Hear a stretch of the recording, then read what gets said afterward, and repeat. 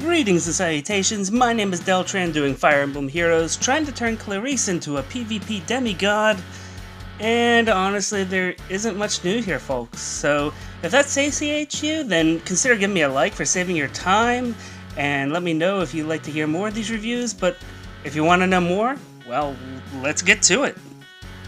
So, this is your basic glass cannon build, and if varied IVs didn't exist, Clarisse would be on top of the pile. Whenever you compare her to other vanilla archers that you can summon, she has one of the best one-hit kill records out of them all. She's a good user of Desperation, letting her be direly low on hit points whenever she's walking about the battlefield and still dealing killing blows, and Savage Blow is just fun, guys. But really, if I sound a little meh about this, it's because there's 3 other archers out there that could take on this same build and do it very well, even better if they have some good IVs to boot. I'm just not that impressed anymore, and if you have a good archer, then great, but if you don't have a good archer, then you should probably take another look at this build because Clarisse is going to be the cornerstone of your PvP team if you don't mind having a slightly lower base stat total on your team here. So, the Brave Bow lets you double tap. Luna is a wonderful, wonderful skill if you're trying to get somebody to deal some extra damage. Life and Death 3 is hard to come by, but you know what? Life and Death 3 is better than Life and Death 2. Desperation is wonderful. It lets you walk around the battlefield without having too many hit points around and still dealing damage. And of course, Ardent Sacrifice lets you get into Desperation territory, which is very important. So, 90 wins, 2 losses, 48 defenses. We're going to be losing to Cecilia, sadly, but that happens with these types of builds. And also, of course, Hector. Quit initiating on Hector. No one needs to initiate on Hector.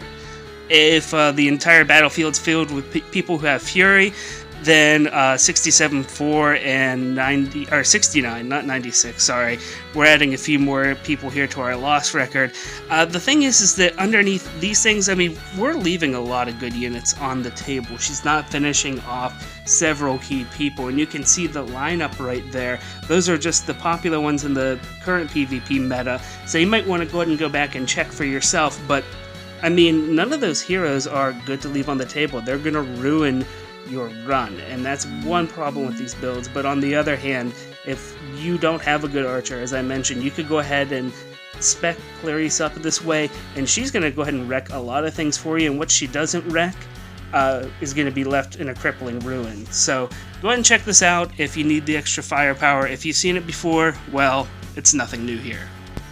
Let's get into some fun stuff. I'm going to talk about a few esoteric builds for her, and you know what, since Bride Cordelia actually does the Brave Bow build better, I thought, well, why not chuck all of the default Bridelia kit on the Clarisse? And she handles it very well.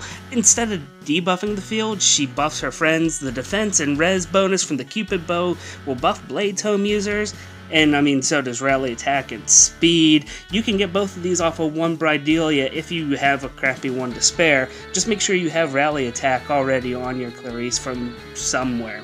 Swift Spare is rare but not impossible to get anymore, and it lets her keep her defense there. It means that she can warp over things to Wings of Mercy and defend a companion who's a little bit down on their luck.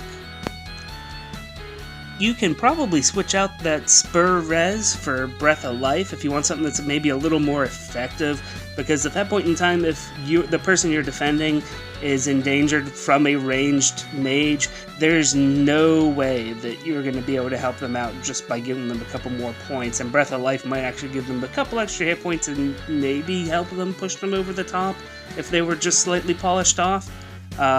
But, of course, Spur Res is going to get you farther in arena with more points and scoring, so, you know, really, just pick your poison in this case. Let's look at something that's a little bit closer to what her original kit is. And I told you Fortress Defense would be back, you see it?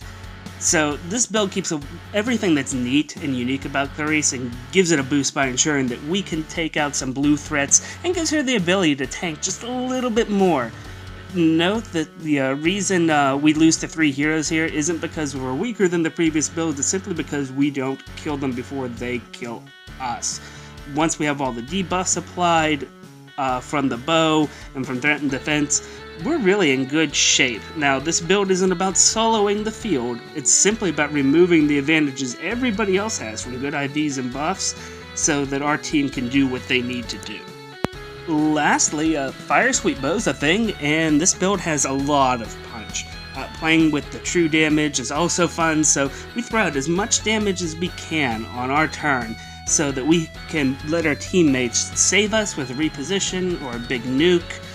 Honestly, if you like the idea of Faye, but you don't like Faye's stats or Faye herself because she's a little cuckoo, then Clarisse can help you out with that. She really wields a Fire Sweep Bow very, very well. Moonbow is here in this case so that she can continue to deal damage later on, and Swift Sparrow lets her keep her defense.